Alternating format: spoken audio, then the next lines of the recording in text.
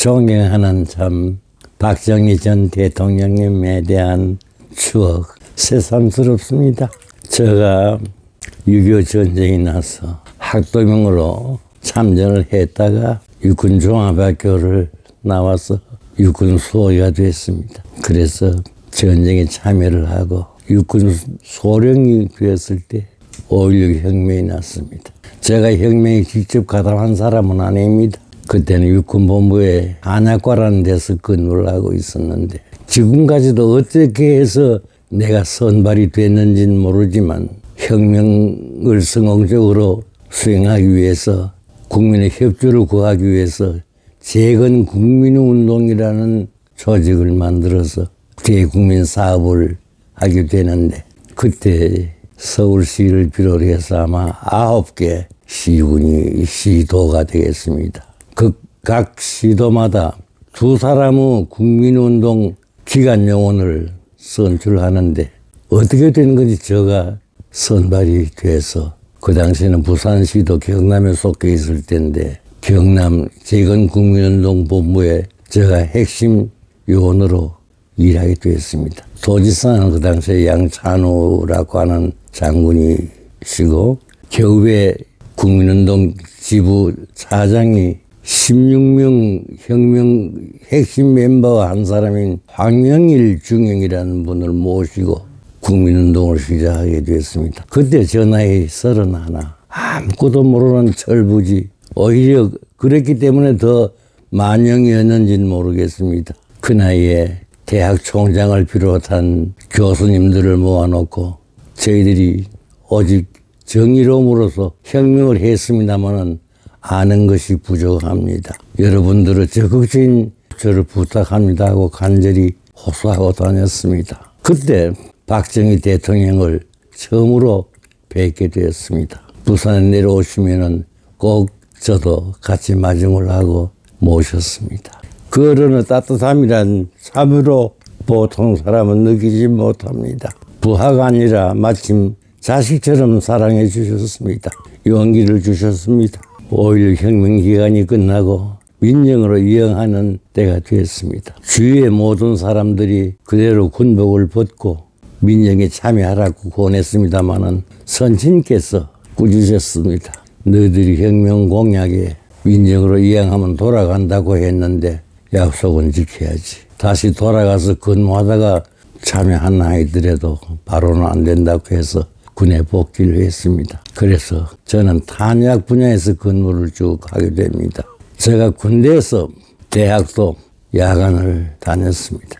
제가 전공한 거는 법과입니다. 그런데 공교롭게도 제가 근무한 모든 일 대부분이 탄약과의 관계입니다. 탄약 중대 소대장, 중대장, 대대장, 탄약 창장, 탄약 사령부 참모장, 야전군 사령부 탄약과장, 육군본부 탄약과장, 탄약 분야에서만 쭉 근무를 하게 되었습니다. 1972년도, 71년도 이때 박정희 대통령께서 우리가 항상 미국 원조에만 의존할 수 없다. 자주 국방을 해야 되겠다고 해서 그 첫째 사업으로 선택한 것이 탄약 공장의 건설입니다. 그때 제가 탄약 과장이었습니다. 청와대 방위산업 담당 비서가 탄약 공장을 지을 수 있는 적당한 사람을 추천하라고 탄약 과장인 저에게 명령을 하셨습니다. 그래서 희망하는 선배들도 많고 해서 여러 사람을 제가 추천을 올렸습니다. 그런데 모두가 다 대통령께서는 받아들이지 않으시고 끝내는 그놈을 바로 시켜라. 그놈이 바로 저입니다. 제가 국민운동을 했던 그 인연으로 알게 된 거지만은 참으로 저를 지명하실 줄은 몰랐습니다. 저는 그 당시 육군 대령이었습니다. 장군도 한번 하고 싶고 해서 그냥 있었으면 했지만은 가까운 명령이라 어쩔 수 없이 군복을 입은 채 탄약 공장 건설에 대한 기초 작업을 시작했습니다. 그 당시에 풍산금속과 한국화약이 탄약 공장을 짓는데 기초가 될 만한 기업이었습니다. 풍산금속은 동을 취급하기 때문에 탄약의 금속 분야의 적격 산업체이고 한국화약은 화약을 만드는 공장이기 때문에 또한 적당했습니다. 결국 풍산금속에 탄약 공장을 건설할 것을 결정했습니다. 그런데 현역으로 있으면서 참여한다고 하는 것은 어떤 한계선을 넘을 수가 없습니다. 결국은 옷 벗고 바로 참여해라는 가까운 명령이었습니다. 그래서 마침 풍산공장이 제가 태어나고 자란 고향 경주 안강이라는 곳, 거기에 공장을 짓게 되었습니다. 그 당시가 1972년도 저 나이 42세 이때입니다. 제가 있는 힘을 다해서 공장을 건설하기 이르렀습니다. 제가 탄약을 저장하고 보급하고 하는 거는 잘 할 수 있었지만은 만드는 것과는 관계가 없었습니다. 그래서 일본, 대만, 미국, 영국, 프랑스, 이태리, 스위스 여러 나라를 다니면서 모든 것을 수집하고 공장을 짓게 되었습니다. 지금도 그 공장에는 박 대통령께서 써주신 자주국병이라는 글씨가 남아 있습니다. 동판에 새겨서 제가 걸어 놓았습니다. 그리고 김정필 국무총리가 그 당시 그 공장에 정초라는 초석에 친필로 김정필 총리가 써주셨습니다. 지금은 아무도 오는 사람이 없습니다만은 그때는 대통령이 포철과 건설 시기가 비슷한 때였습니다. 포철에 오시면은 꼭 공장을 찾아주시고 저를 격려해 주셨습니다. 농담도 하셨습니다. 식사도 저희들이 먹는 식사를 이 사람의 이게 더 맛있다 하시면서 같이 하시고 나셨습니다. 그리고 그분은 참으로 엄격하시면서도 참으로 따뜻하신 분입니다. 아마 제가 생각에 공장에 10번도 더 오셨을 겁니다. 한 가지 예로 공장을 짓기 전에 설계를 하고 길을 이렇게 내고 공장을 이렇게 짓고 하겠습니다 하니까 그때 본도로에서 공장까지 들어오는 길이 직선으로 안 되고 구부정하게 설계되어 있습니다. 이 사람아 이거와 길을 똑바로 안 내고 이렇게 구부정하게 했느냐. 예, 거기에 한 노인이 가지고 있는 과수원이 있는데 그 노인이 뭐 결코 내놓을 수 없다고 해서 할 수 없이 부득이 이렇게 길을 내기로 했습니다 하니까 그래 그러면 그거는 수용료를 적용해라. 강제로 수용을 합니다. 그러나 대통령 그분 모래장하게 수용한 것이 아닙니다. 이 사람아 노인들이 그래 평생을 그걸 가까워오셨는데 애착이 없겠느냐. 넉넉하게 시세보다 훨씬 좋게 흡족하도록 드려라. 따뜻한 분입니다. 그리고 그 주도로에서 공장 입구까지가 600m 길입니다. 이 사람은 그 대신 내가 자네한테 그 길 내는 돈은 내가 대주구만 해서 그때 돈 600만 원을 제가 받아냈습니다. 참으로 따뜻한 돈입니다. 지금 저에게는 사진 몇 장과 유경수 여사님과 저 장모님을 세워놓고 찍은 사진만 남아 있습니다. 방위산업이라 대외적으로는 보안이 필요한 업체이기 때문에 아무도 공장의 내용을 아는 분이 그렇게 많지 않습니다. 각하께서 그 애착심 참으로 놀랐습니다. 제가 20mm 발칸포라는 탄약을 스위스에서 공부를 하고 돌아와서 완성을 했을 때 사격하는데 오셨습니다. 시험 사격을 하시면서 하는 걸 보시고 저 등을 쓰다듬어 주시면서 이 사람아 이거 누구하고 한바탕 할까?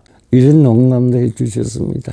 국민운동을 할 당시 그 어린 저를 자식처럼 보듬어 주시면서 용기를 주시고 그 인연으로 왜 그 기억을 해 주셨는지 제가 가까이선 모시지 못했지만은 평생도록 마음속으로 모시고 지금도 모시고 있습니다. 나는 그 어른을 독재자라고 하지만은 그런 독재라면은 얼마나 아름답겠습니까? 오직 국민을 위해서 나라의 발전을 위해서 모든 것을 희생하는 어른입니다. 그 어른이 단돈 10원 당신의 욕심을 죄인 적이 없습니다. 왜 이렇게 오늘 이런 인터뷰를 해서 저를 즐겁기도 하지만은 눈물 나게 해주십니까? 참으로 그립고 보고 싶은 어른이십니다.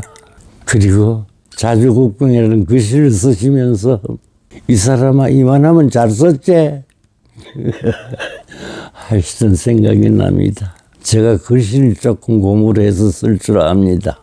대통령 글씨 참으로 힘차고 맑고 좋은 글씨입니다.